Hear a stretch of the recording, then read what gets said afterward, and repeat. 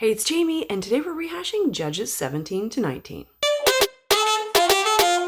We open today's chapters with no king in Israel, which is easy to conclude takes a downward turn. And two stories are told here. The first story is about a man named Micah that pays a priest to move into his home and be his priest until the Danite bullies come and offer the priest more and stole his ephod and silver-laden idol. An ephod, in case you didn't know, is like clothing without sleeves, worn by Jewish priests, basically. The Danites then take over the nearby city of Laish, rename it Dan, and stayed settled there for many years, using the ephod and silver-laden idol to worship the Lord. Maybe its significance will be found in future chapters, but today this one feels like a little, like historical posturing, if you will, like a proper account of the area of how it became to be the Danites, if that makes sense. The second story in today's chapters is about a Levite priest and his concubine. They lived in the hill country near Ephraim, and she was a naughty little vixen and was very unfaithful to him. The nerve! Then, unabashedly, she took off to her parents' home in Bethlehem. The Levite was stunned, and after a few months or so, he decided to go get her. And he and a servant and 2 donkeys set out for the in-laws. On arrival, probably trying to keep his daughter close by, but not wanting her to leave, night after night, the father-in-law encouraged the Levite to stay yet another night. But on the 5th night, the Levite had had enough, and he took his wife, his servant, and his donkeys, and he set out for home, skipping over the town of Jebus to head to Gibeah for the night, as Gibeah was an Israelite city. And the Levite thought, surely someone's going to take them in, right? Womp womp. Nobody does. Like Jesus wasn't revered or taken seriously in his own hometown, the people of Gibeah didn't offer this Levite and his company any beds for the evening. Finally, a man from the hill country of Ephraim, who was a resident foreigner in Gibeah, came down and insisted on taking this little ragtag crew in for the night. So off they traveled to his place, not realizing that some wicked men from the city were close behind.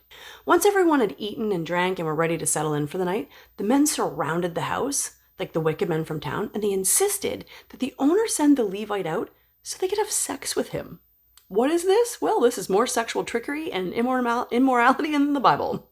Now brace yourself, this may be the most confusing and tragic and mean set of scripture in the Old Testament, so if you're faint-hearted, scroll on, my peeps. It's sad, and it's terrible, and it's atrocious. So no, the owner of the home does not send out the Levite.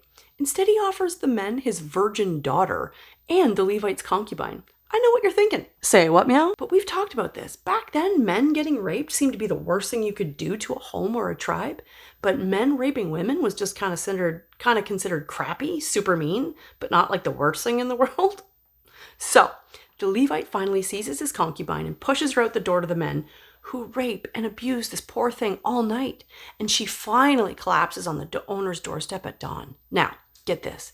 The next morning, the Levite opens the door to leave, sees her in a heap, nudges her, and simply and meanly says, "Get up, babe, time to go." But she doesn't. She doesn't move. So he throws her on one of the donkeys and he heads for home, where he, very intricately, cuts her up into 12 pieces and sends those pieces to the tribes of Israel. Why? Theologians have been at this reasoning for years, but I have an idea that actually comes from kind of breaking the Bible down with you guys every day. So hear me out. Clearly, Israel is in trouble during this time. I mean, there are Israelites surrounding people's homes and demanding rape. You know what I mean? People are leaving their own in the town square without a place to stay. It's mayhem, and they need help. What do you think happens when, let's say, here in Canada, each province gets mailed a body part? How do the people feel? They're terrified, right? And perhaps more willing to pray and turn to God out of fear? And more so, perhaps they start clinging to one another for comfort? You catching my drift here? This Levite committed the most undisputed, detestable act in the entire Old Testament, according to me, and I don't think it was without reason. So maybe it was to stir up that fear and that sense of community, to bring them back together, get them scared and scrambling, force them to turn from their evil ways and start praying, start calling out to God again, start setting Israel right again. This Levite has a cheating wife. He forces her out the door to get raped as punishment. No Christian will give him a bed for the night, and he realizes what an absolute train wreck Israel truly is. And perhaps his answer was to terrify these people back to the Lord. Just a thought. Tell me what you think in the comments. I could be way off. I'm no better than any theologian. I'll tell you that for sure.